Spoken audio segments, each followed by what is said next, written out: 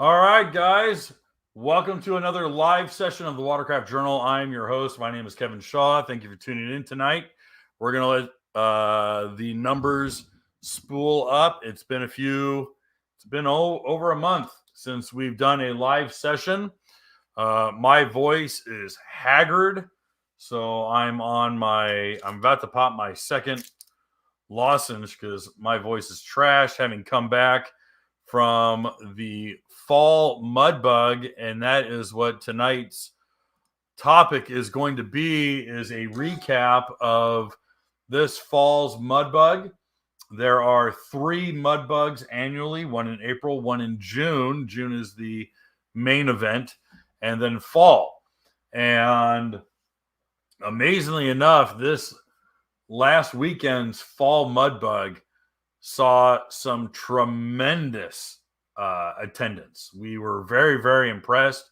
Fall is usually the probably the smallest or the most mild attended event, and that was certainly not the case this year.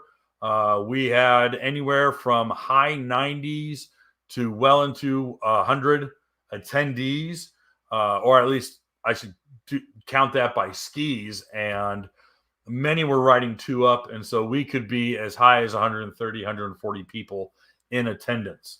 I had joked with Greg Gaddis about the attendance. He pointed his finger at me and said it was strictly my fault for promoting the Fall Mudbug. So as much as I had, I blamed him for posting everything up on Facebook. And so all that's to be said is we had a tremendous turnout. So what do you say we bring in tonight's guests and welcome both Greg Gaddis and Billy Duplessis to tonight's show. Say hello, boys. What's going on, guys? We got to say that Billy went out, spent some coin, and got some nice equipment, and he's now sounding better than Greg and I combined. I hope it works out tonight. I know last time was a little disappointing for everybody. It's okay. It's equipment. Yeah, it happens. It's equipment. It's par for the course. It's not a big deal. We drag racers just got to go, all right, that setup didn't work. We're going to try something else next time. So, I guess I'll get into it. We are doing a little pregame warm-up as to what we were going to talk about. I'm going to give a little bit of a recap on my end. Then I'll pass the ball. I showed up with my 10-year-old daughter. This is really rude of me sucking on this lozenge while I'm doing this. I'm sorry. I just know my voice is going to be gone by the end of the show.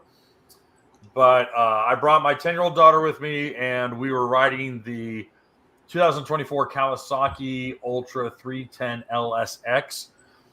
Even though I really did not need it, I did equip it with my a prototype of the auxiliary fuel kit, which we no longer sell on the magazine because people thought that it should apparently equip itself, and were upset that that it would require being installed on their ski.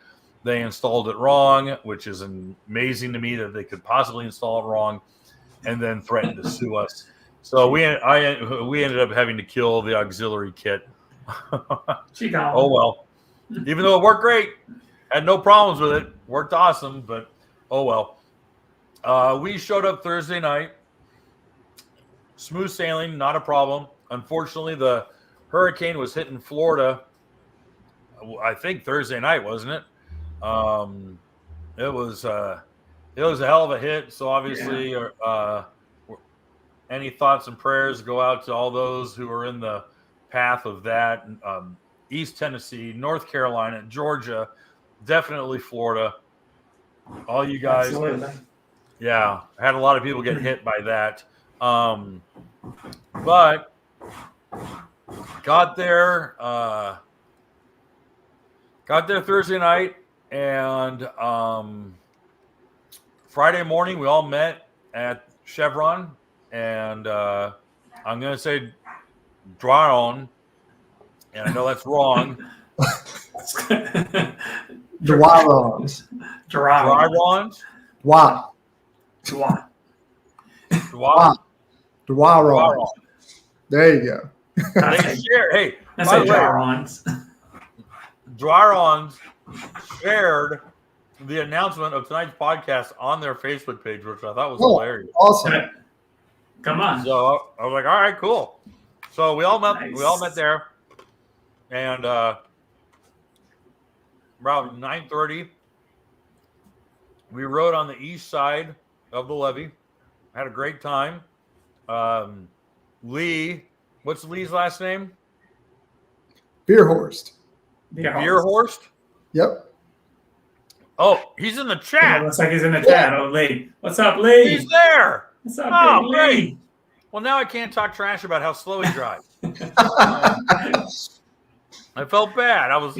He's no Jason Allen, huh?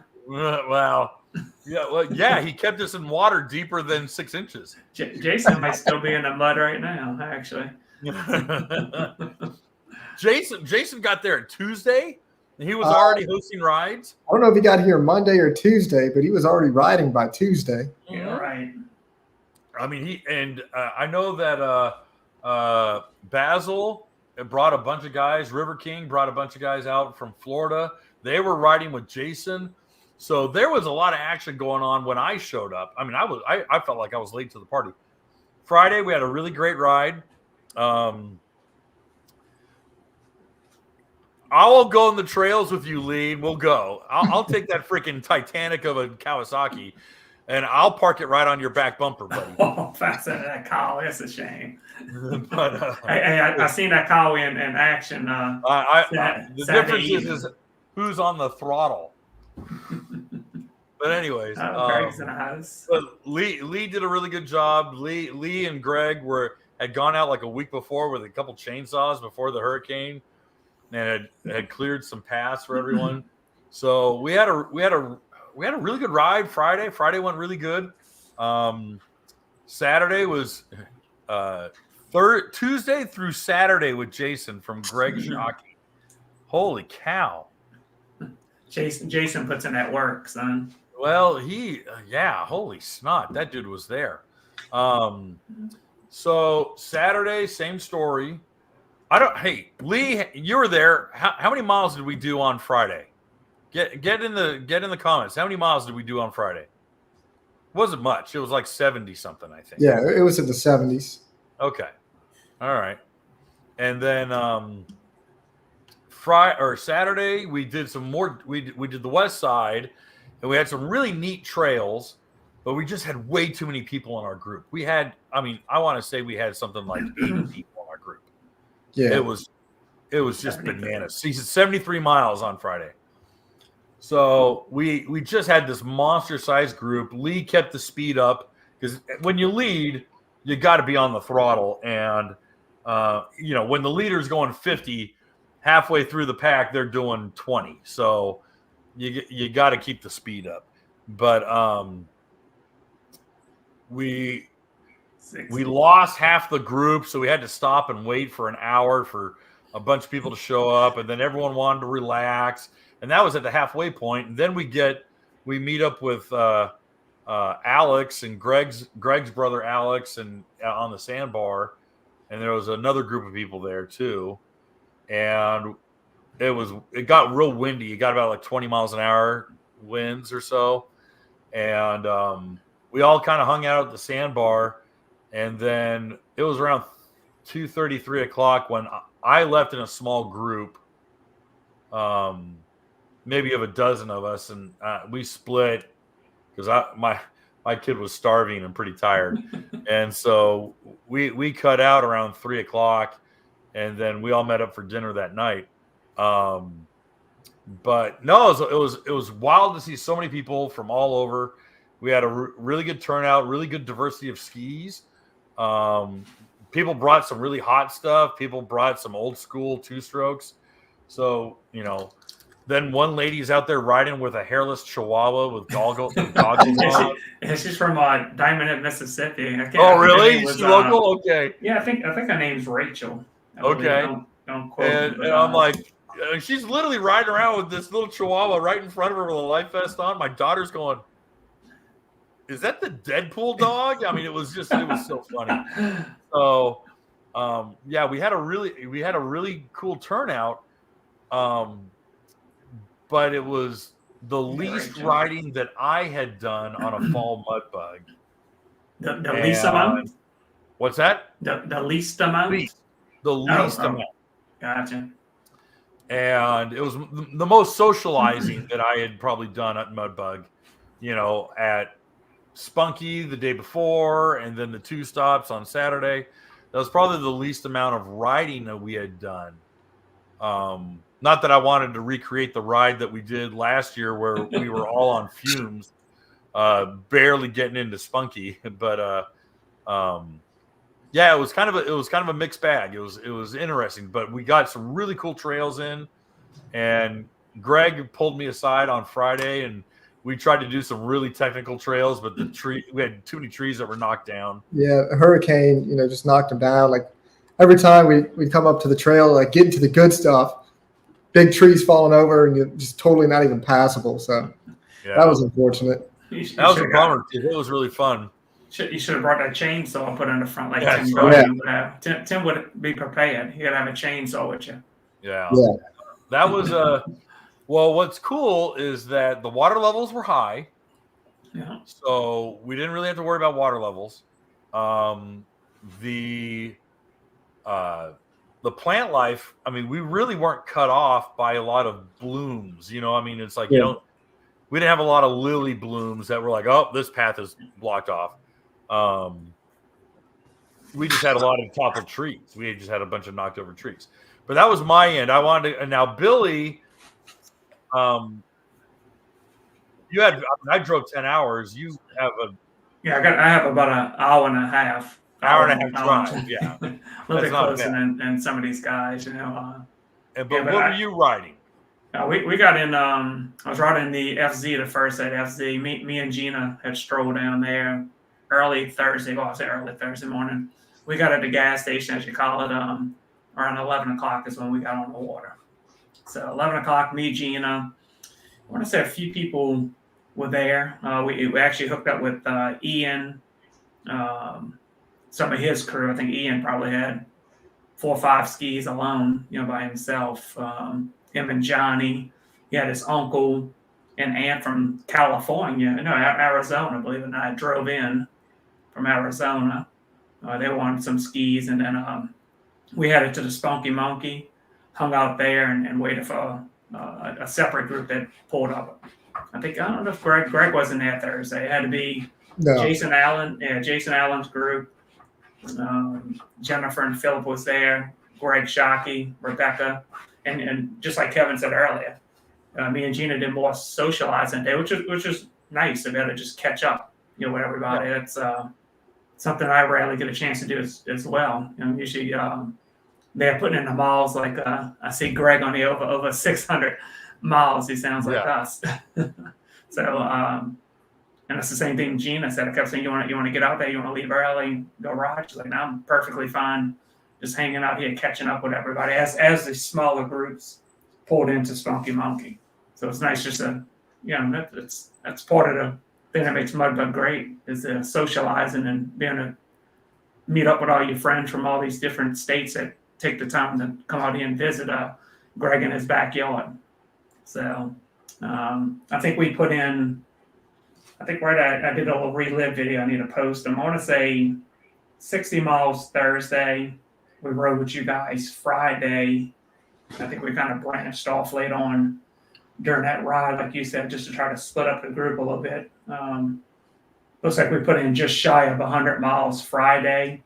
And then Saturday was the cookout at the Sandbowl. We did right at 60 on Saturday. So it wasn't the most miles I ever did out of Mudbug. Obviously, there's a few times where we came in eating bugs, smiling and getting bugs in your teeth and all over your sunglasses. But Right. keep in mind it's Sunday. I did 120 on Sunday. Oh, Yes. you end up Yeah. putting that many miles in Yeah, Sunday. yesterday we did the Cocoa Marina. Yeah. Okay. Awesome. But keep in mind, like I said, I mean, I average 200 plus hours a year just on average. Yeah. So it's almost every weekend, sometimes Saturday and Sunday. I'm perfectly fine with just hanging out, shooting a bull with people. I actually enjoy just the hanging out part just as much as the riding aspect of the evening times in the parking lot, the early mornings in the parking lot before we get on the water, late night dinners. Just, I mean, that's part of it, right? Yeah, I think it feels like family, everybody. So Absolutely. it's nice to see these guys from across the U.S. and you catch up with them all just as much as it is to ride with them. So, yeah, I definitely enjoy that too. Yeah, absolutely. It's a good time. We had a good time. Weather, I mean, God, dude, the weather was great, and it was unbelievable, mild. huh? Yeah, I mean, it wasn't too hot, and right. You wanted to be outside in those type of temperatures. It wasn't too hot. A little windy. I think that first day starting, and like you said, on the sandbar, I don't know where that wind came from because Saturday seemed like it started off with really no breeze as far as in the trails. I guess just that open area right there. Yeah. That was a little breezy, but it worked out good. But yeah, just a great time listening to the stories. every time you're somewhere, you get stories from Jason Allen on his Facebook that people are showing. Man, look, Jason's stuck in the mud with 10 other people. It's like, what? You get texts from him. I'm gonna be late to dinner. I'll meet y'all later for lunch. It's just crazy some of the stuff these guys do, but they're having a good time, man. It's great to see the little groups just kind of peel off and do their own thing, So we had a bunch of guys from Mississippi. Shout out to Paul and Ryan, his brother. Some of them were first timers. Some were guys that had came out here the year prior. I don't remember if they caught maybe the summer mud bug, but it was good to catch up with all those guys as well. I just wish I had more time to spend. It just seems like it. In a blink of an eye, it's gone. It really just unbelievable how quick that time goes. Yeah, crazy. It shot by pretty quickly. Yeah. I don't get the opportunity to ride the area, and I mean, I wish I was an hour and a half away, and I really do think that the Morgan City and that area really does offer a kind of riding experience that you don't find anywhere else. In fact, that's what Basil was saying on Saturday. He says, I can describe every river and every trail in Florida, and they're all unique and different in their own way.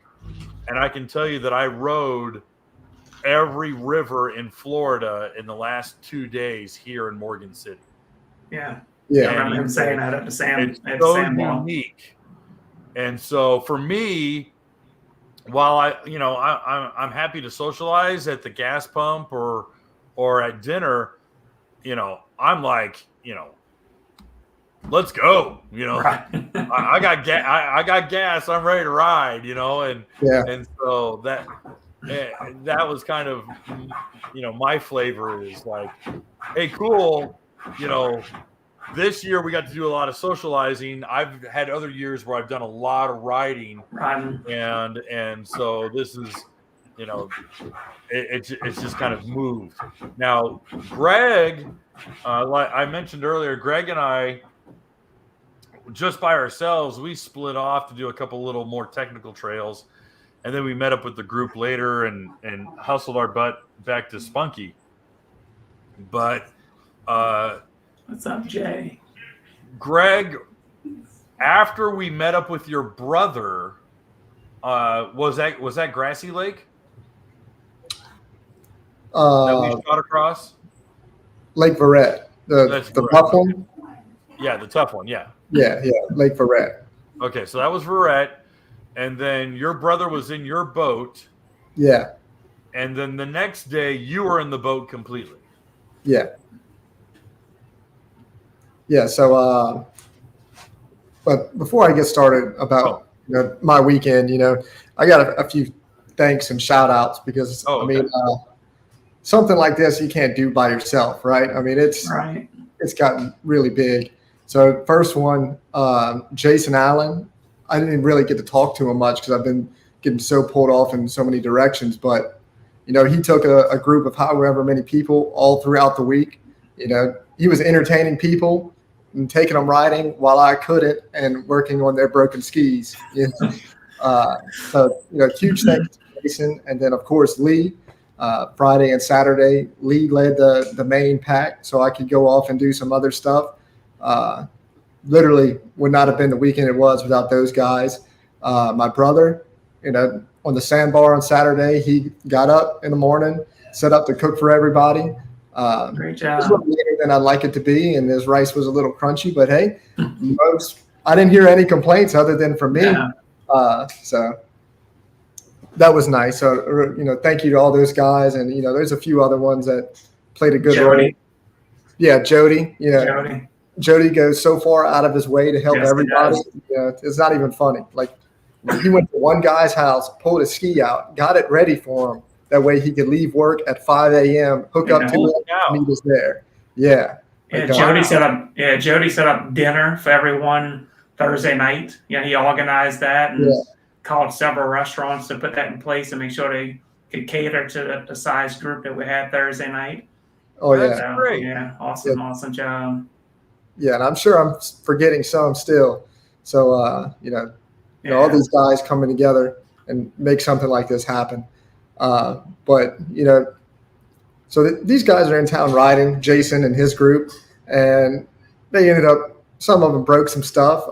Thursday, I had Greg Shockey's ski in my driveway along with Jason Allen's, one of his, because Jason got him so far in some stuff that the impeller exploded on one, and the other one, the cooling reservoir, just cracked in half. So, yeah, I got those guys up and running, and, I worked on a couple other skis on Thursday just so these guys can have a good weekend. I'm happy to do it. So Friday was my first day. Took the ski out, and this was the first, excuse my language, but oh shit moment that I've had doing this, just from the magnitude of people in one group on top of each other. I'm just, visioning a lawsuit sitting on my front desk the following week. But thankfully everything went great. I think everyone had a good time. Me and Kevin split off. We tried doing some fun stuff, but it kind of backfired on us, and ended up meeting up with the rest of the group.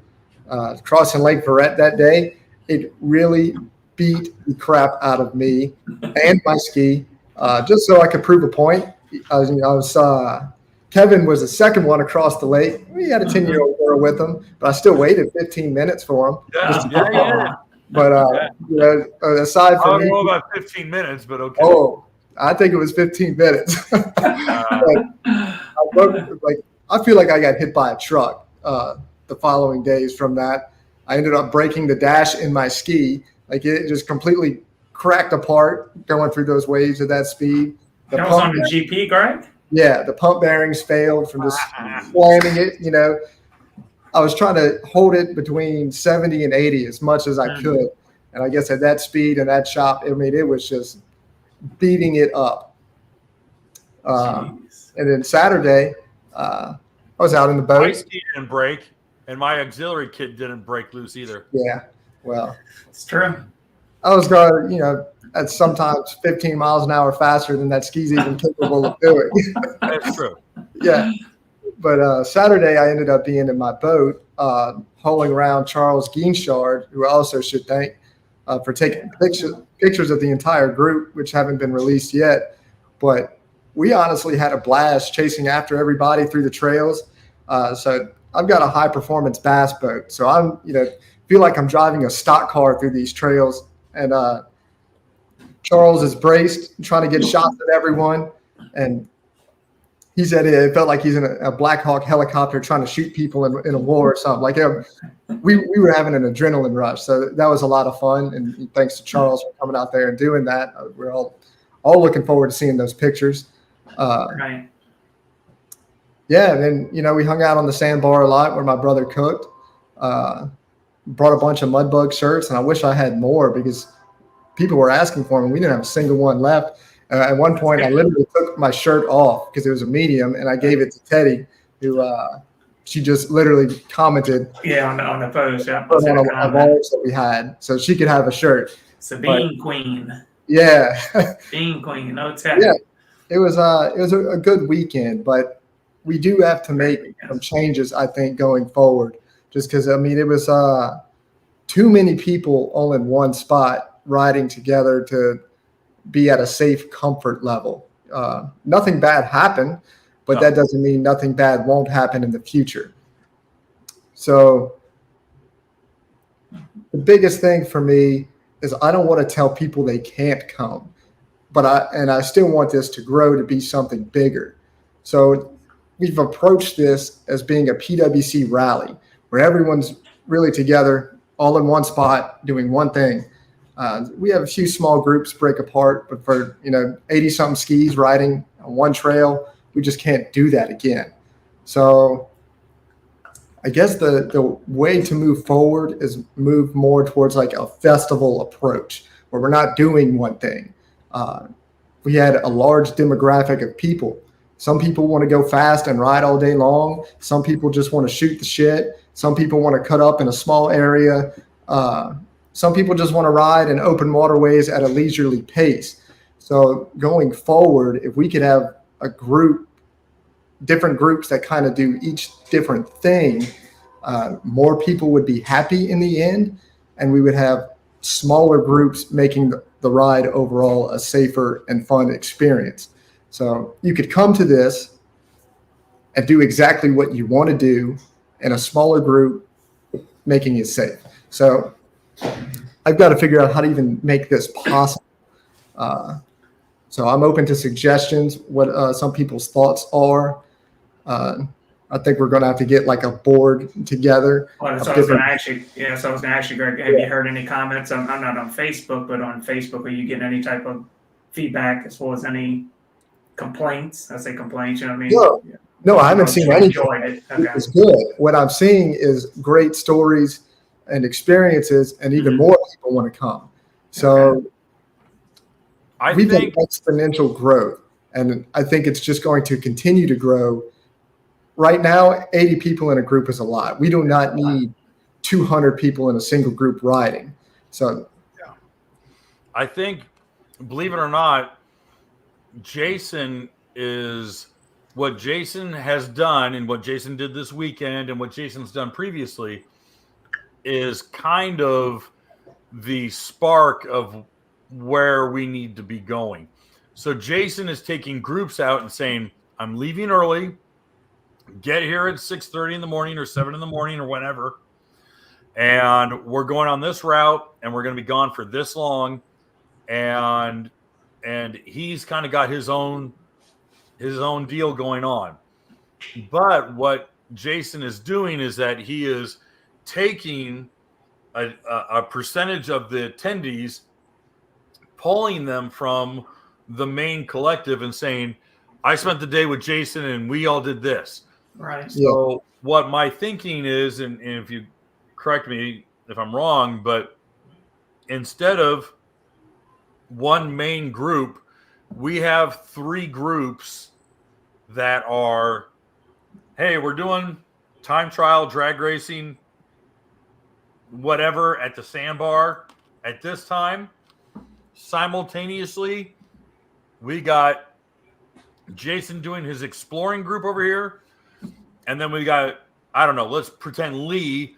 Lee's going to captain the fast-paced trail group. And it's all happening at the same time. Right. That way you have to choose. Right. You can't have it all. Right. And I think that would probably be, first it's going to break it up.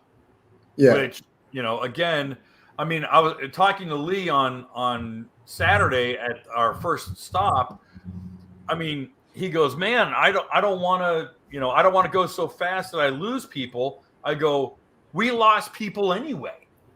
It's true. because we had so many people in that line. Yeah. And if you're in a group of 20, 25 and say, this is it, this is all I'm going to fit into a group is 25 or 30. Okay. Then, you have Jody in the back as caboose, and then Lee's leading and say, okay, here's our fast-paced trail group. And then Jason picks extreme group. Yeah. Jason's the extreme. If you want to go get in some mud, maybe break something, maybe total a ski, but do something that no one else in the world's going to do, just go ride with Jason. We're trying to sell this. No, Jason's a good guy. He's extreme rider. Yeah, but I get the idea of wanting to break it up, and having a limit and saying, hey, listen, we're only allowing 25 or only 30 in this group. And I was, and really the impetus of this whole podcast tonight is really based upon a conversation we were having Saturday night. And Greg's saying, I don't want to turn people away. And I'm over here going like, I totally want to turn people away. But it's not my event. So it's not my choice. Right. But the idea is that there are people who are not comfortable going 50 miles an hour or 55 miles an hour through a trail. Right. And they want to go 30. And they might be riding 2 up. They might be more casual. They might be older. They might whatever. Or they might be on an old 2-stroke and it can't keep up. Yeah. And so if we are going to continue seeing the growth that Mudbug is experiencing, like you said, there's got to be changes. I didn't know, because now, and I guess you'll have to pick it up from here. And I know I've said this before in this podcast, but major changes have happened to the Mudbug since 2005, 2006. 2006 was the first. Oh, it was huge back then. It was 05. 05 was 5? It was 5. Okay. And we had hundreds of people showing up, but it was a drag race event. Yeah. It was drag racing. There was very little emphasis on trail riding. You went for heads-up drag racing. Right. And that had to evolve because of liability. Yeah. And I totally understand that. Your dad had a business that was growing. He had a wife and kids, and he's like, I'm not losing my house over this stupid event. So I don't blame him. And that's why the change from Mudbug being a drag race event to being a PWC fun run rally and very disorganized, we went this direction.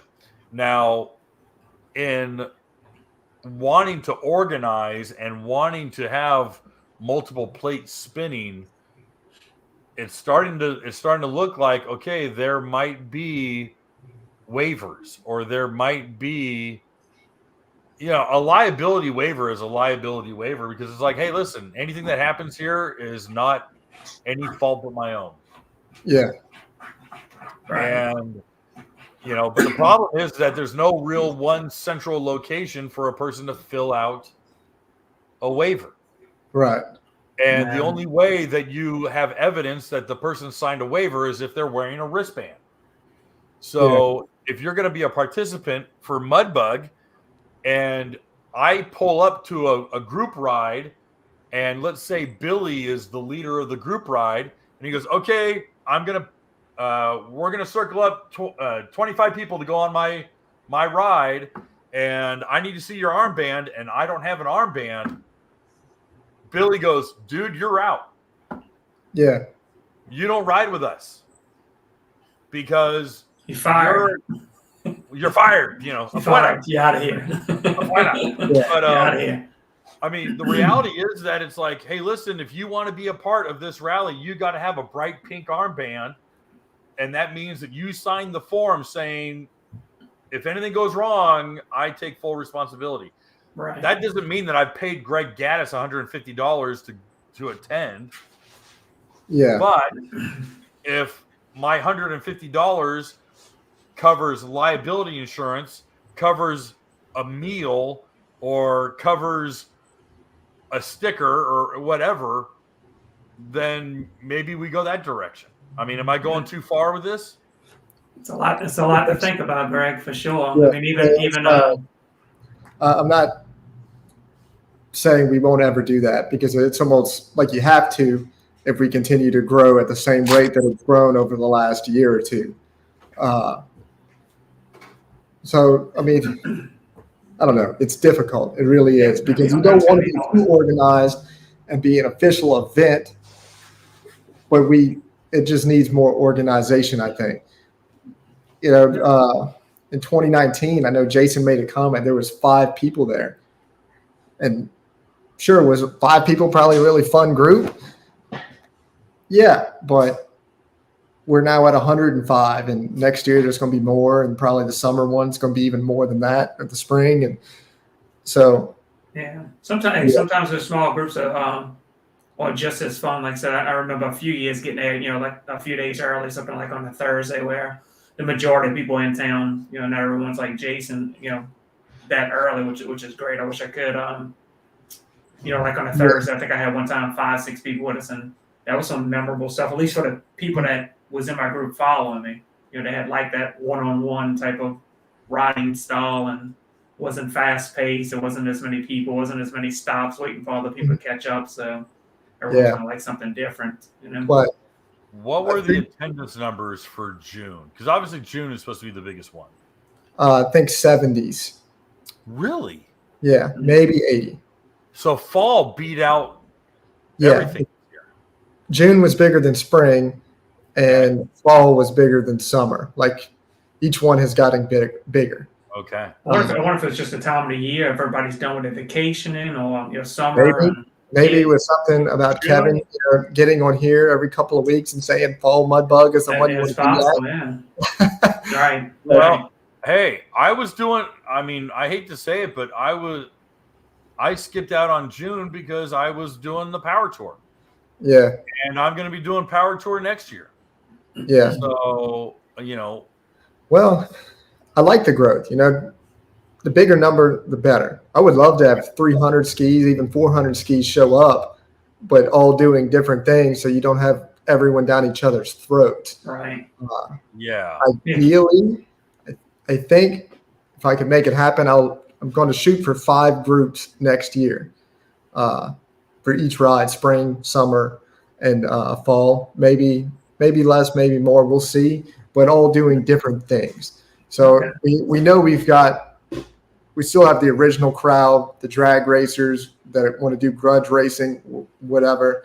I'm not going to put a name out there because I know he likes his secrets, but we had a complete carbon fiber drag race ski with us, turbocharged, an all-out drag build was riding with us. So, we've got to cater to those guys. That's the roots of Mudbug, and I want to keep it that way. So having a spot on the sandbar for, the grudge racing, maybe some more radar runs, we've got to do that. Obviously, we've got an extreme riding crowd that Jason has been taking. These guys, they like riding and stuff that I won't even go riding. I'm sure it's a lot of fun, but wouldn't take you a mud boat too. yeah, I'll go behind them in a mud boat because I know they got stuck a couple times. One of those gator tails, and bring one of those local boats out with them. Yeah, I'm with you. There's a very small buoy racing crowd that has started to come. Charles is one of them. Rides stand-ups. He's trying to get a lot of his guys that ride stand-ups to come. We could do something like an unofficial time trial for those guys where we've got one wicked trail, guys with a walkie-talkie at both ends, making sure we've got no boat traffic. Guy runs in, goes around a buoy, comes back, a time trial where, fastest guy, got bragging rights for it, something fun for those guys to do. And then a group of leisurely riding, maybe not too leisurely, but not extreme. But right. you know, That not is one of the comments I had heard. I think Thursday night, Greg, from a few people that I rode with in the past. Wanting to know if I was leading the group the next day, and yeah, you could almost see, I'm gonna say fear in their eyes, but it just that high speed trail riding extreme. yeah, You can just tell it's not for them. right. So And then so I'm there are perfectly people fine that with want to even. do that. You know, it's hard to Right. cater to everybody when you have It so many is. different people. And then I know one idea I was given. Some of the girls at dinner that night, they want a ladybug. We've got the mud Nice. bugs. They want to be the Ladybug, ladybugs, cute, but just a group of women go out and do their thing. nice. So That's cool. It's the first time I heard that. That's a Lee's cool wife's got a idea. GPS, so maybe she could take that group. Yeah, that's a neat idea. That's pretty cool.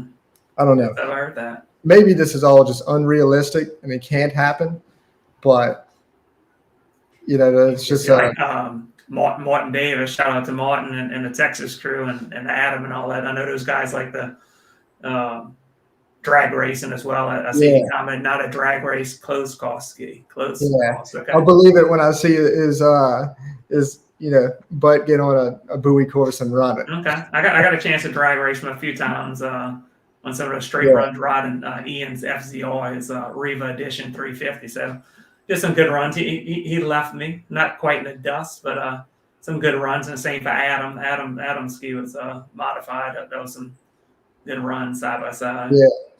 Yeah, I know a lot of guys enjoyed the racing on Saturday, or at least it looked like they were having fun. Yeah, I know I sold a few parts afterwards. Some guys lost and want to go a little faster for next time. So that's great.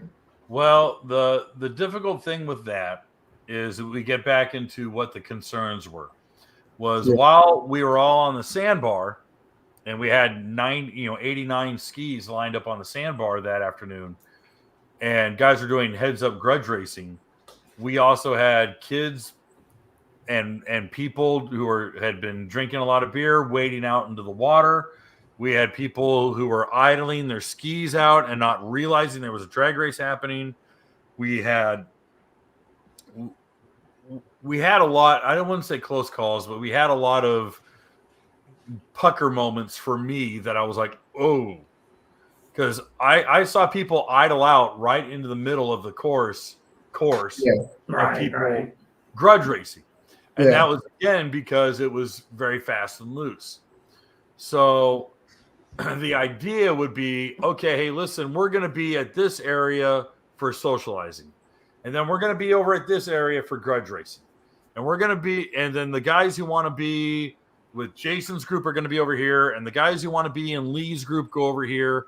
And, I would love, personally, I would love to get, someone like Billy Cruz who says, who wants to do an explorer's ride? Yeah. It's a little slower pace because Billy's not hot rodding it. No. But, take them on some really neat adventure rides. You need to bring some extra gas. If you don't have extra gas, you're not going to make it. And that be another ride. And good idea. There's versatility to be had, and it just takes planning and forethought, and that's why it makes me concerned.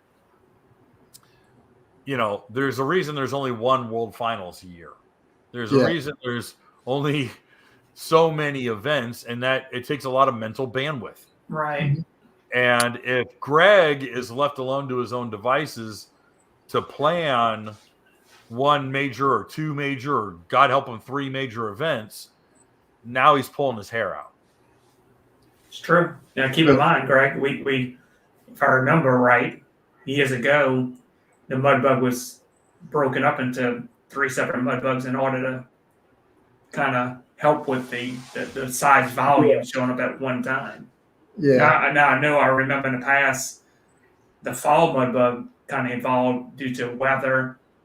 People coming from New Jersey, Texas, Florida, extreme heat, and not being able to have skis that really performed at its best. So that's what kind of started that's what started the fall. But then again, Troy Herbert, the Texas crew, I guess technically started the spring, like the unofficial spring mudbug. So maybe I'm wrong with that. Maybe it just kind of evolved. I was thinking more or less because of the volume, but maybe not. Yeah, I don't know. Regardless, each one is bringing the volume now. Right. So yeah, we got it. It's just something needs to be done. We're going to do a lot of talking. I'm going to probably make a group chat tonight with a few different people in it. Okay. Just try to plan ahead to make it as fun as possible for everybody and cater to everybody without having 100 people on top of each other. Maybe like yeah. So I don't know. Yeah, we got to get some feedback. Even Kevin's viewers, they want to start leaving some comments in the live chat or even after the fact, and it would be good to kind of go back and review some of those ideas. Absolutely. It looks like a few of them are already posting. If anyone has any sort of suggestions, absolutely feel totally invited to leave your. I know. I saw a couple like talking about it becomes a job and being at that point, and you need a liability.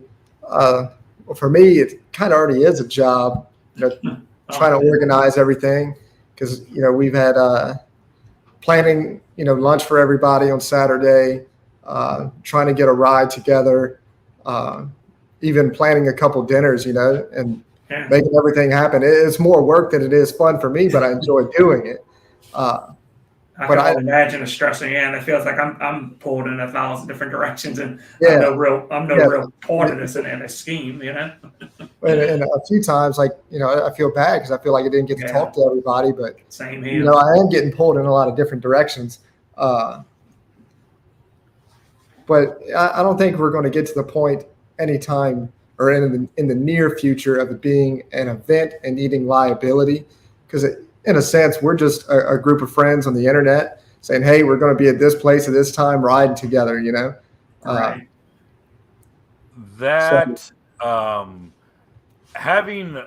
Sadly having to deal with litigation, that won't hold. Yeah. Unfortunately, because we're having public conversations like this, because it is as much as we can say, no, Your Honor, it was really just a bunch of people hanging out. There's enough ownership that because like Billy can't go off on his own and do a May Mudbug without getting a cease and desist from Greenhulk. You could if you wanted to.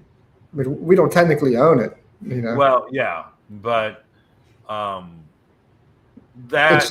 it was a group that started on our forum, Right. Yeah.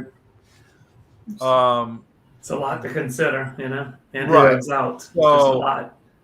I mean the concern, of course, is mental bandwidth to the point that it's like, can you handle, can this be done 3 times a year, or should it be filtered down to 1? And we just make a really good bitchin' one a year. Sure. And it's a 3-day monster event, and or a 2-day monster event that's booked from 9 a.m. to 6 p.m. or whatever it might be. Excuse me. And it's booked solid. Because keep that in mind. If he does it, spring, summer, and fall, I mean, the people that are putting on those group rides, it had to be available. Well, not the same people would have to be available, but you're asking that much more of that person, expecting that much more potentially. You're setting up those rides. Something to think about, Greg, as well. If it needs to be just one big extreme one, like Kevin said, or I don't know. It's a lot to think of. Greg, are you seeing Ernesto's comments? Yeah.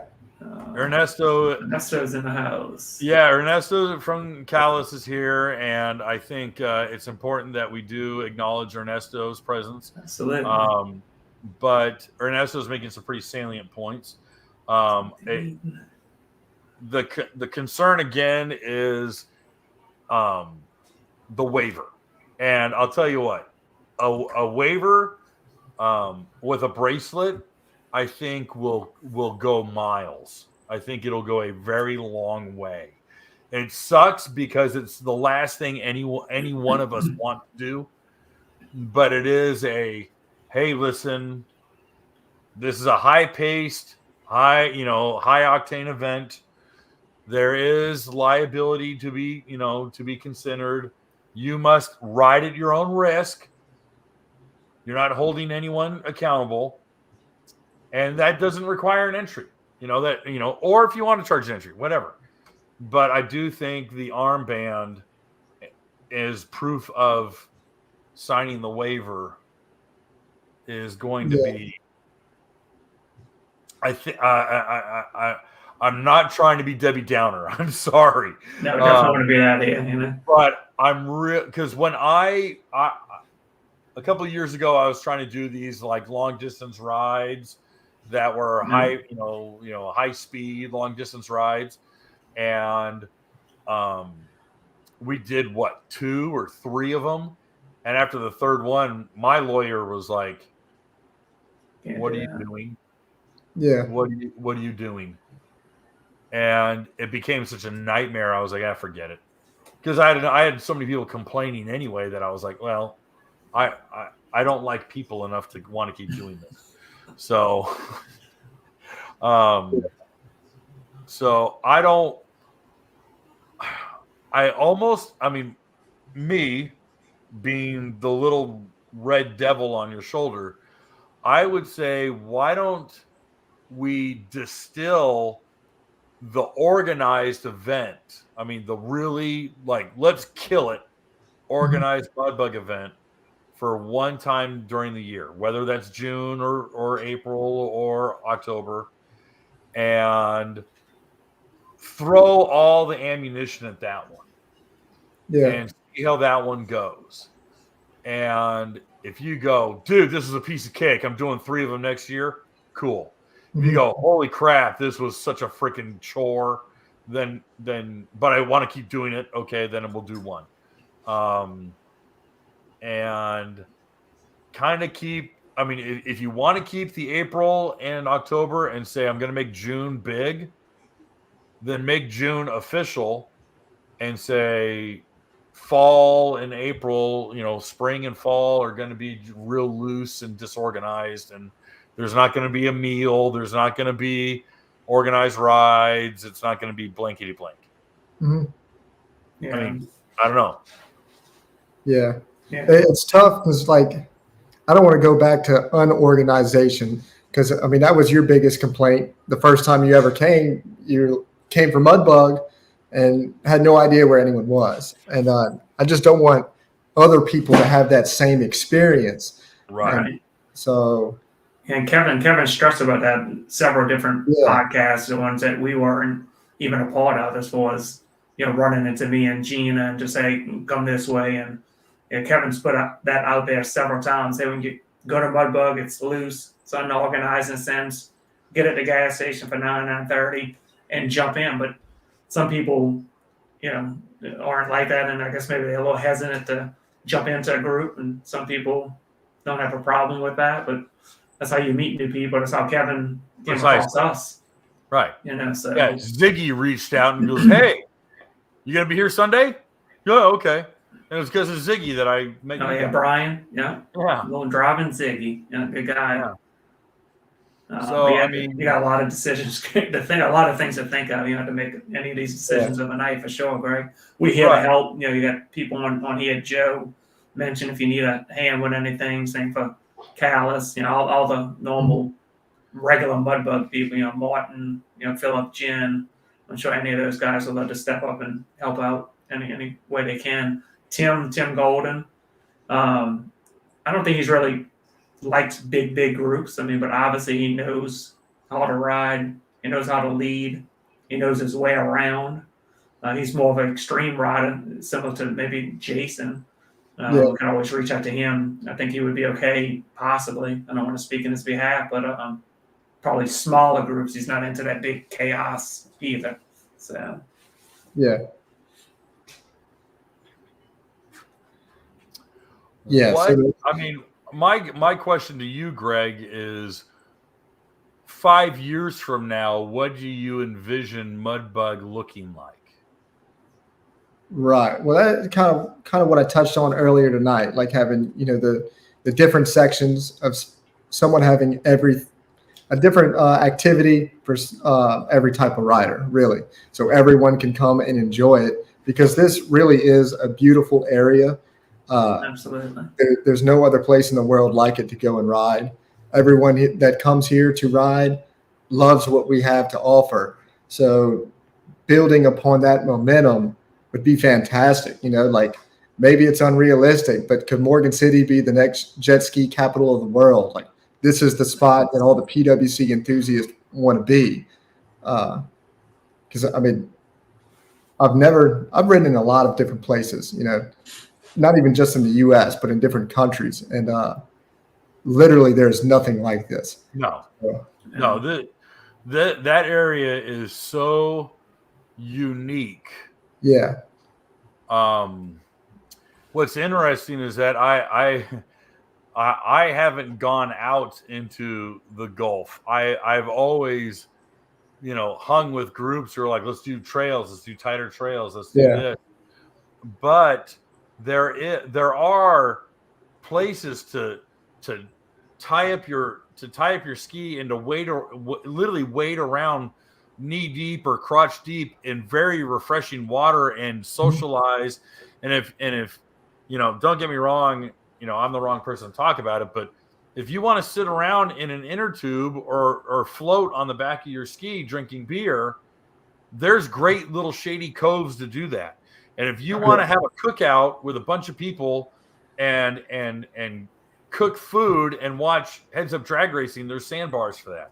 And if you want to go get lost and explore for 6 hours, there's plenty to see.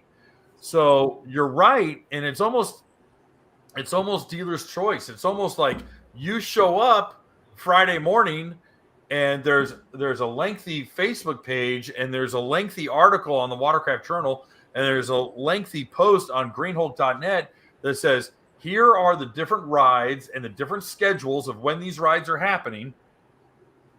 Excuse me. The expected duration. So it's like Jason Allen, explore the cane fields and come with me to da-da-da-da-da-da. This is a 6-hour ride. You need to bring food, water, a shovel, and a flare gun. And be on time. Be on time with Jason. And then it's like, okay, Lee's going to do a fast-paced tour of the west side of the levee, and it's going to be a 3.5-hour ride with one scheduled stop, and we're going to meet at this time.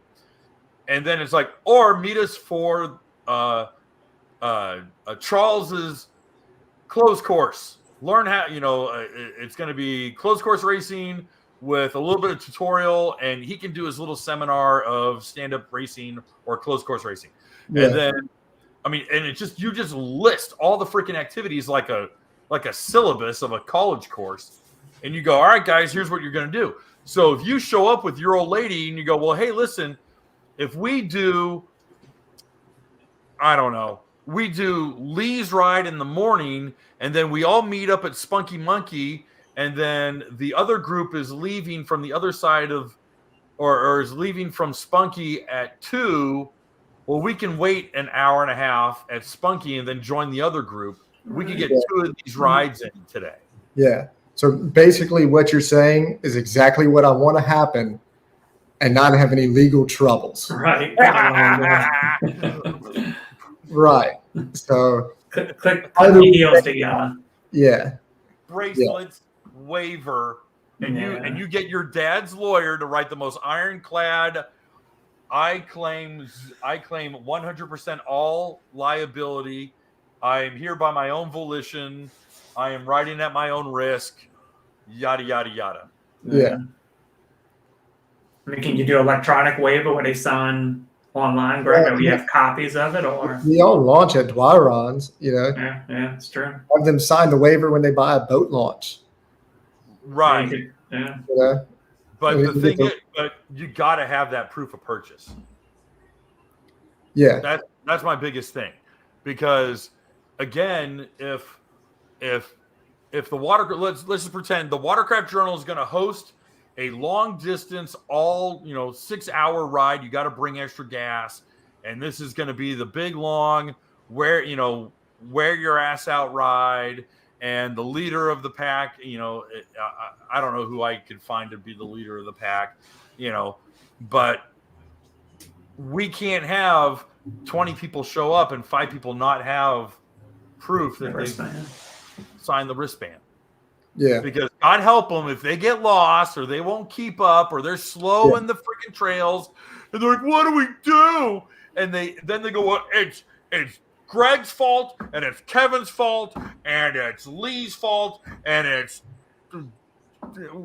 Trump's fault and it's everyone else's fault but mine that I couldn't keep up and I got lost in the weeds. Mm-hmm.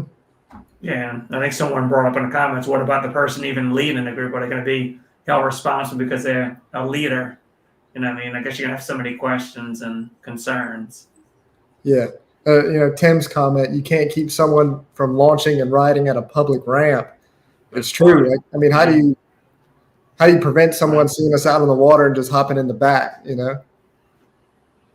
Well, a small group. All right. Ernesto said something. Ernesto said at the very beginning, Ernesto made a comment. He goes, okay, writers meeting. And the leader of the writers meeting is the one who's going to go over what the ride's going to be. But let's pretend I'm leading a group. All right. Let's pretend Saturday morning, Kevin Shaw is leading a group. And I've said I'm only taking 25 skis. All right. Or 20 skis. Let's say 20. Make it nice and even. So, the Watercraft Journal endurance ride, 20 skis max. Be in the water at 9 a.m. or 10 a.m. on the west side of the levee. Okay, great. So I'm over there, and everyone can see the big pink-faced, redheaded guy standing up on the back of his ski, being real loud and screaming, going, all right, who's going to ride with me? Who's riding with the Watercraft Journal? And my group shows up, and I start counting. And I count 18 people. And I go, okay, this is what today's ride's going to be. But first, everyone, show me your wristbands. So I count 18 wristbands.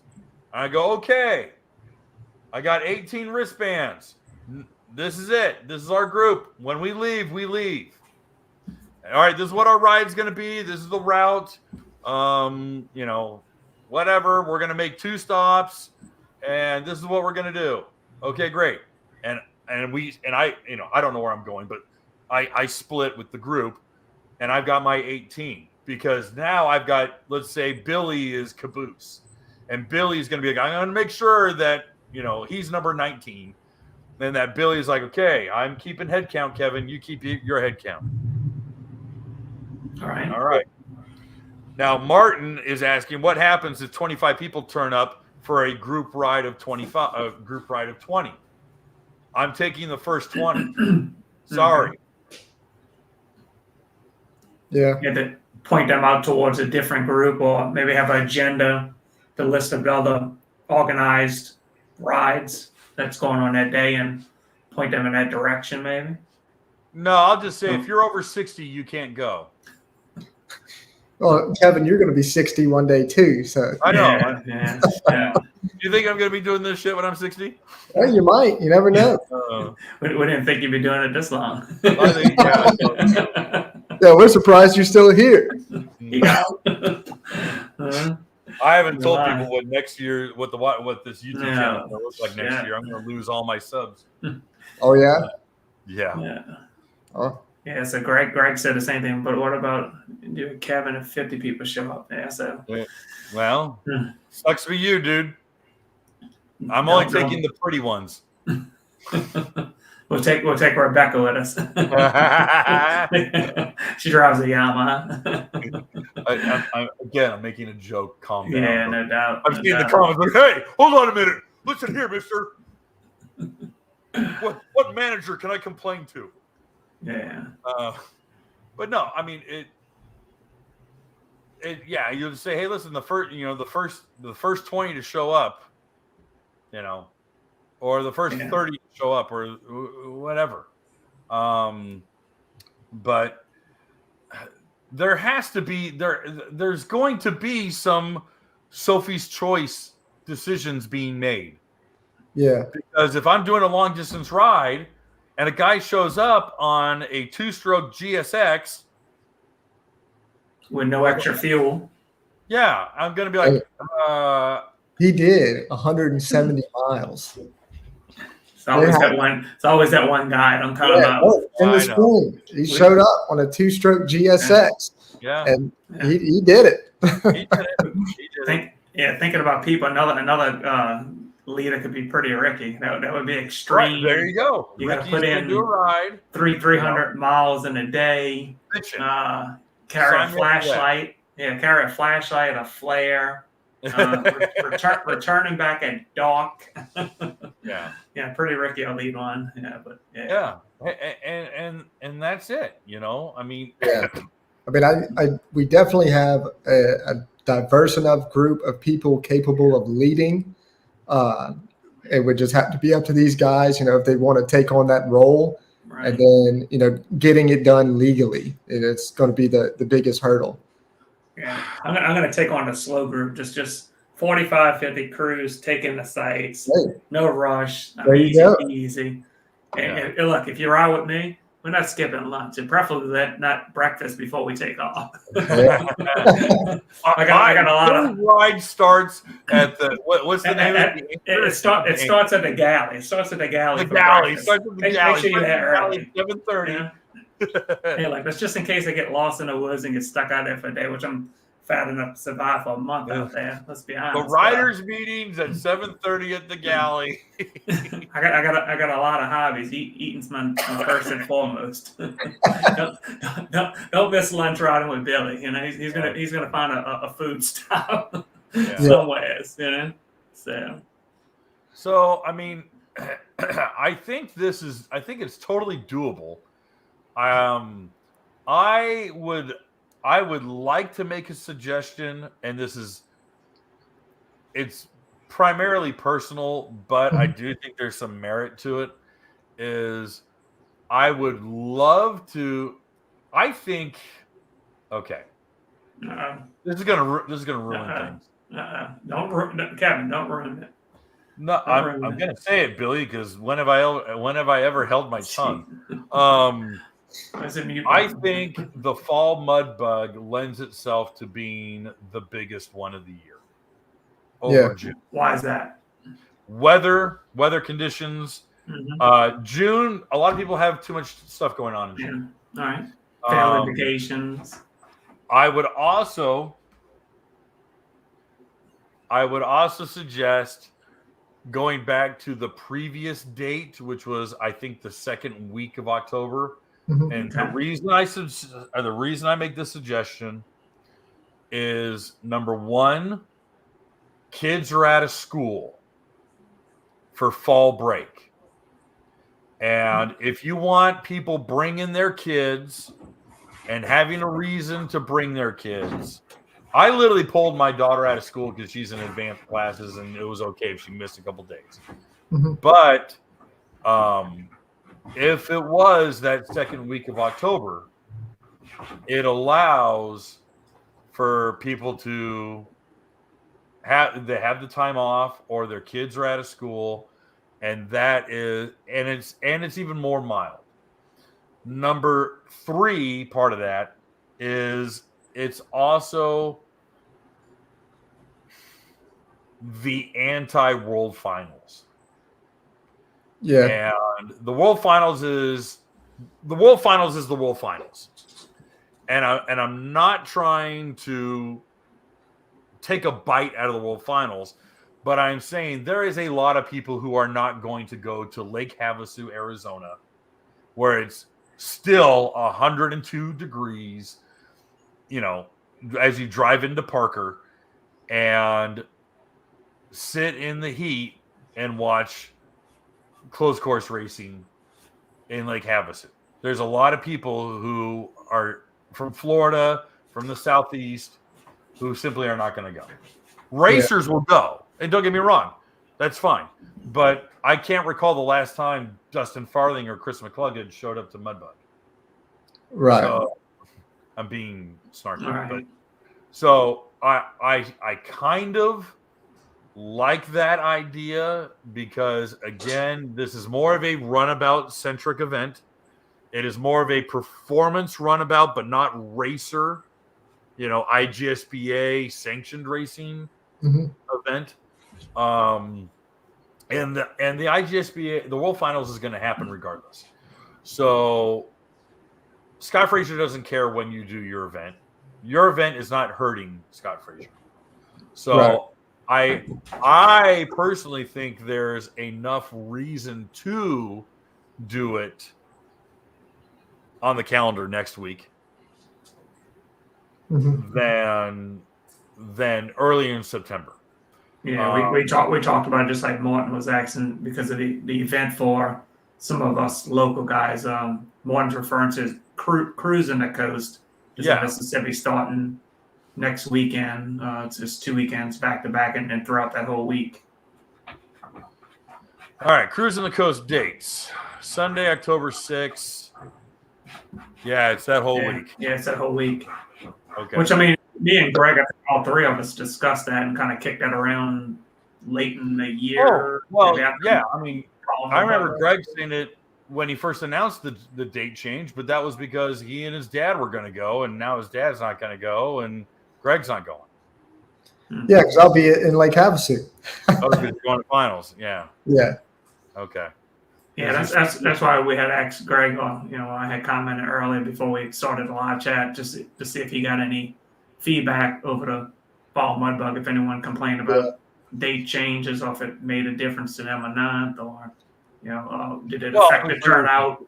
It was the biggest turnout. Yeah. Yeah. I mean, I do like Kevin's point about second week of October being fall break. People are out of school, or people's kids are out of school.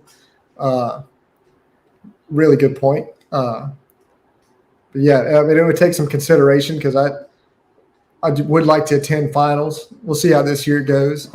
If it's maybe I'll go make it a yearly thing, but also Cruising the Coast. I've never been able to make it because it's always falling on mud bugs. Right. So you had that weekend. You had that weekend before, but it's a lot to get in. But at least Cruising the Coast is technically 2 weekends, so you do have one if you felt like you had to make it. So it was just a suggestion that we talked about last year, changing it up to see whether it's would work, didn't work. Old guys in tri-5s wearing Hawaiian shirts. And a bunch of Corvette owners in jean shorts. Oh, hey. I'm wearing my Corvette outfit today. Are you wearing your New Balance, your white New Balance? Hey, it's got my car on the back and everything, He's not going any further. He's probably not living wearing the Corvette dream. That's right. If you're not wearing New Balance, are you wearing Birkenstocks with white socks? No, I'm wearing Hey Dudes with no socks, but I would wear them with like white socks above the ankle. But I got bullied by the ride group to where I should not wear socks with Hey Dudes anymore. I show up to ride a jet ski. I'm wearing these Hey Dude boat shoes and tall white socks. was that on Sunday? That was Sunday's ride? This was one of the earlier mud bugs. Okay. Jeez. Well, I mean, I would hate to take from the June mud bug because June has always been the standard. I started missing June only because I couldn't get one of my kids to want to go to Louisiana in June. It's brutal. The heat. It's rough. It's and I knew for a lot of performance guys, they're like, my ski's running like crap. It's acting like it's Colorado right now. Yeah. In June, I actually had a line of skis outside the driveway checking supercharger slip because the performance was so bad. They just couldn't figure out what was going on. Right. So that one's tough for me, especially if we're going to welcome those guys back in a big way with their own, scheduled racing and scheduled events. Mhm. You need to start some type of poll, Greg, and start getting some feedback. Yeah. Ask the people. Ask the Right. people what they want. Yeah. Ask the people. And ultimately, that's probably what we'll do. You know. That's it. Yeah. Go. Yeah. Just the. Would you do it on the Greenhulk page, a survey, or would you do it on the? I probably put one on the forum, the Greenhulk page, and the Mudbug page. Okay. You can do it on your YouTube as well, Greg. Yeah, I could do that too. On YouTube, this YouTube channel. Yeah. So everyone needs to spam all of the different. But all right, okay. Yeah, I think the multiple events are happening simultaneously is going to break up the masses. Yeah. I think that I would really put all your eggs in one event basket instead of trying to do it 3 times a year. And I really do think the liability waiver, I think Ernesto is totally right. I think the liability waiver with the armband is probably going to be your safest bet. Now, obviously, that's a conversation you and your pops can have with the family attorney. But knowing what little litigative garbage I've had to deal with, I don't know how to say this. Dancing around, saying, "Oh, well, we never officially did this or did it." Oh, a lawyer who's going after you will get you. So I just really want to make sure that your family interests are protected. Yeah. So I see Rebecca's on there talking about she enjoys it 3 times a year. So you need to get a little poll. I'm not saying kill it. I'm not saying kill the other events. We might do the 3 times a year, and 2 of them just be laid back like they've been in the past, and then one of them just give it everything we've got and see how it goes. Yeah, right. Yeah. That's my thought. This is going to be the 20th anniversary for Mudbug, so I definitely want to have something bigger and better. And this whole conversation just been leading up to that. Was it 2005 or 4, Greg? It was 05. Yeah, I think 05. Right, You sure? 05. Yeah. I was thinking this year was 20 years. I could be wrong. So maybe I was thinking your dad purchasing his RXP in 04. So maybe it was a year later. Yeah, I think it was 5 because I remember reporting on it at Personal Watercraft Illustrated. Wow, that's wild to think about that. Yeah, it's got me second guessing and thinking about it because I thought for sure. Yeah, I mean, you might be right. Your dad would know for sure, obviously. 04 was the year he bought his first ski. Mm-hmm. And then, did the blog and everything. And then 05 was the first Mudbug. 06 was the launch of the store. Okay. All right. Well, we only have 2 super chats, so we'll. Yeah, I think we'll grab one or 2 up there. David had written earlier in the conversation, do some sign-up groups, limited per group, with large body water where they come together. Okay, so he's suggesting a sign-up sheet so that the first 20 people to sign up, that's locked in, and you don't even have to worry about it. That means that I can be on my phone and go, okay, I'm gonna make roll call. Yeah. And yell roll call. So there's that. And then he's thinking about a large body of water where people all come together. That would be like a congregation point. Like, okay, everything's got to end at noon. And then we're all going to meet at one place at noon. And then we're going to break up again. I don't know. But that's a appreciated suggestion. Thank you, David. Yeah, thank you. And then we've got a technical one here. Are there any updates on the Bosch ECU?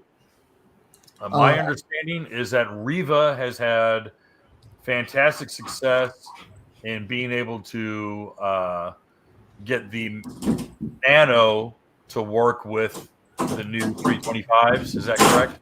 Yeah, it does require purchasing a new unlocked ECU from them, It but does. yeah, they are tuning it. All right. And doing it that way, you get to keep your stock ECU. So, not telling you to do this, but if for whatever reason something goes wrong, just put the stock ECU in it, and your warranty is not voided. So, okay. Yeah. Bob's drunk. All right. Okay, so you do have to buy an unlocked ECU. Yeah. Yes, you do. All right. Well, that's good to know. All right. Well, we are already an hour and 20 in, hour and 21 minutes in. I think we've had a very good conversation. Mm-hmm. I think we've got a lot to think about and talk about behind the scenes over the next, several months leading up to the spring mudbug. So yeah, a lot of good feedback so far in the comments. Yeah, sure. A lot to decipher through. I do feel bad that my initial suggestion made at dinner last Saturday night of Mudbug being strictly an invitational is not being considered. No, it's I do think it's a good idea, especially you've got your tight group of people that can ride and not kill you. But at the same time, I would hate to exclude anybody. Right. Growth is good, a little scary at times, but in the end, it's going to be better for all of us, I think, if we execute it the right way. Invitational, cool kids only. Maybe the fourth one. Meet them out. Put everyone on the outside and let them look in. It'll be great. Yeah, I see Jason commenting on it. Would you sign me up for, Billy? And then Rebecca wants to know. Jason's been the fourth member of this conversation without actually being in the conversation. We're going to sign you up for all kind of things, Jay. Don't worry about that. And I see Rebecca asking, how soon would you have the dates? Usually the dates stay pretty consistent. For the most part, shy of us changing the fall. Right.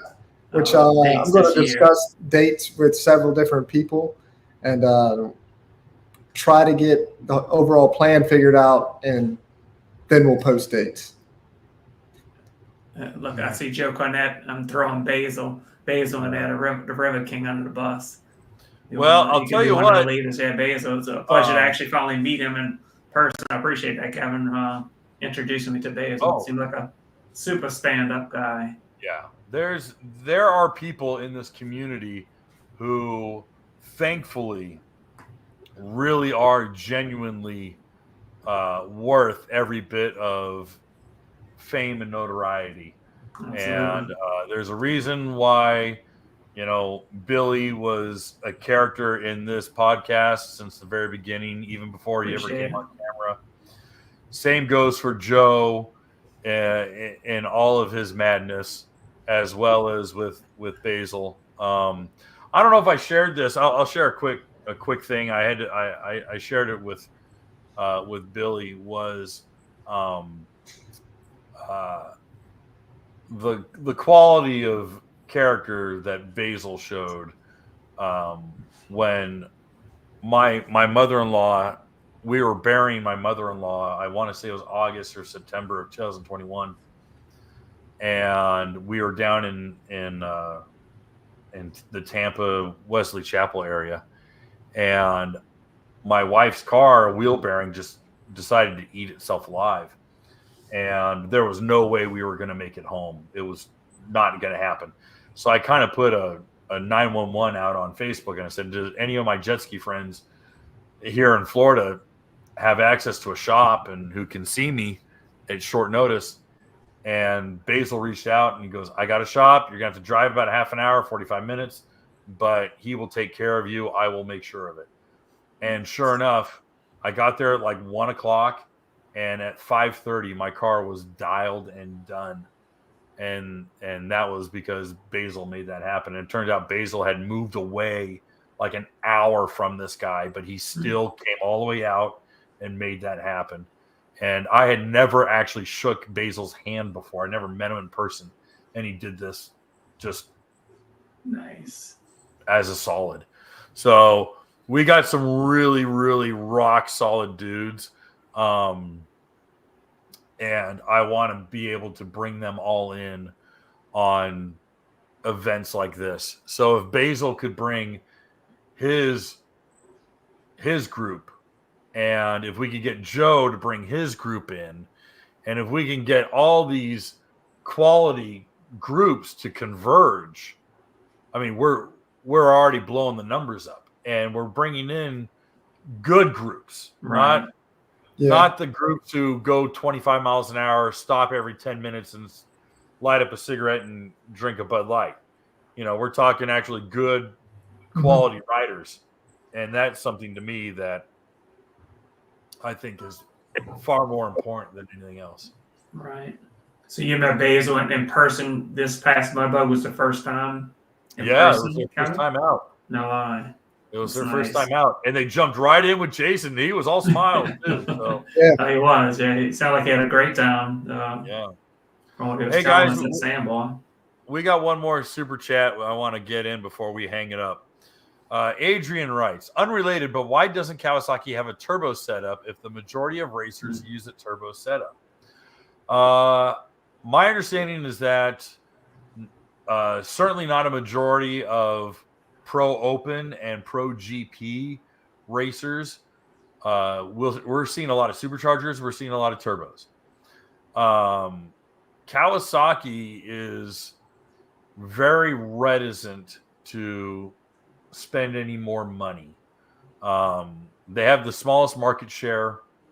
Quite frankly, the corporate culture inside of Kawasaki is not terribly conducive to coming out with a 325 or coming out with a whole new engine.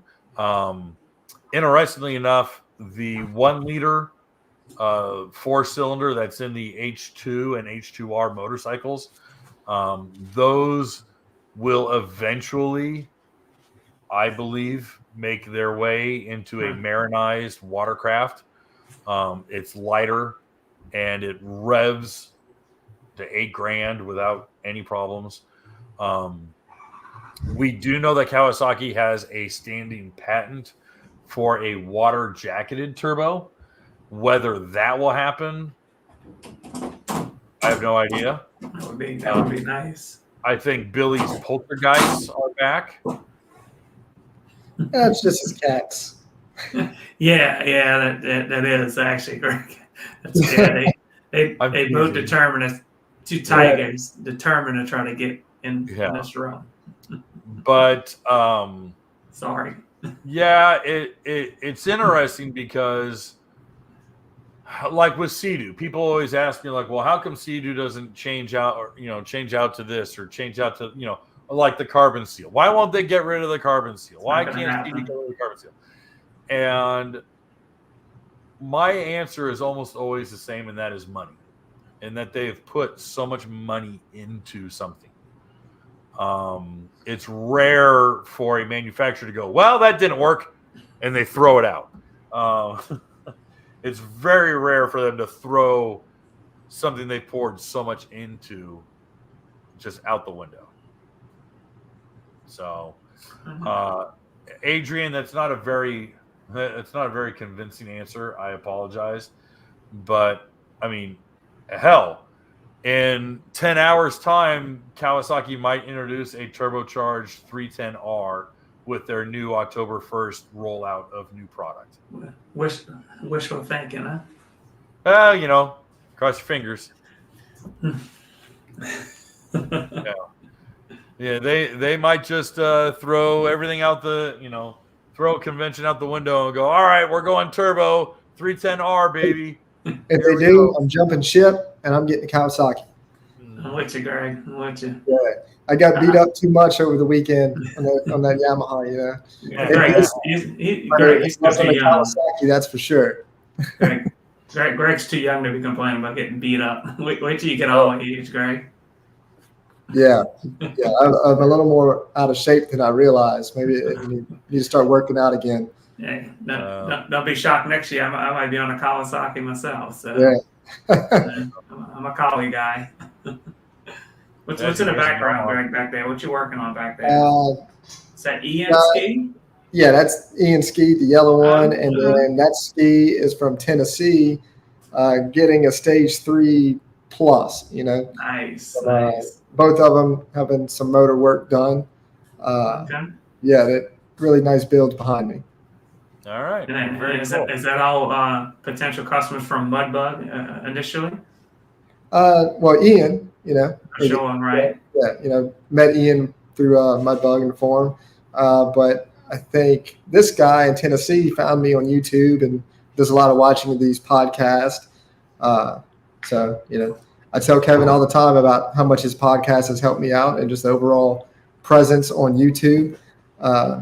So, yeah. Sure. Well, I wish you'd help me out. That'd be great. Being here, you help him. Tell him. Right. Yeah. I see. Look at Martin in the comments. Double top secret 4MB. If I really wanted to be hurting, I'd be on a Sea-Doo. Yeah, you see that, huh? Yeah. Right. Yeah. I don't think I would have been across the lake, 15 minutes before everyone else.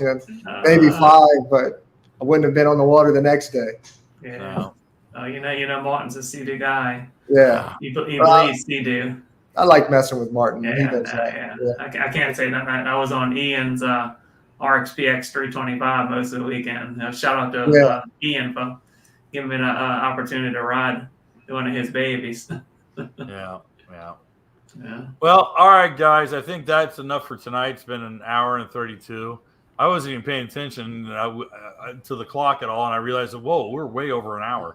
So, again, thank you to everyone who tuned in tonight, who watched, and thank you guys and ladies. Glad that we had a good show tonight. Billy, thank you very much for coming in. Thanks for having me, fellas. Of course, Greg, thank you very much for putting on Mudbug. Thank your brother for everyone. Oh, while we're giving thanks, I meant to thank Bubba. Forgot to thank Bubba. Thomas Burke. He bought crabs for everybody Friday night. So, Thank you. That's another person to add to the list. Yeah, that was awesome. That was a lot of fun. Thanks. Yeah. Well, guys, thanks to the Gaddis family for hosting all this. We appreciate you guys. Yeah, no, really a lot of fun. Really a lot of fun. Great memories. Thank you very much. Absolutely. Guys, if you haven't already, please subscribe to this YouTube channel if you haven't already. Billy, where can people find you? Life Begins on the Water. Life Begins on the Water. That's the YouTube channel. That's youtube.com. Life Begins on the Water. And Greg, where can people find you? Yep. Presence every day in the greenhulk.net forum, the Greenhulk Garage YouTube channel. And then if you want to talk to me directly, send me an email at sales@greenhulkstore.com. Fantastic. Guys, thanks again. Appreciate everyone who showed up. Thank you. Have a great week. Thank y'all. We'll talk soon. Sounds good. Thank y'all.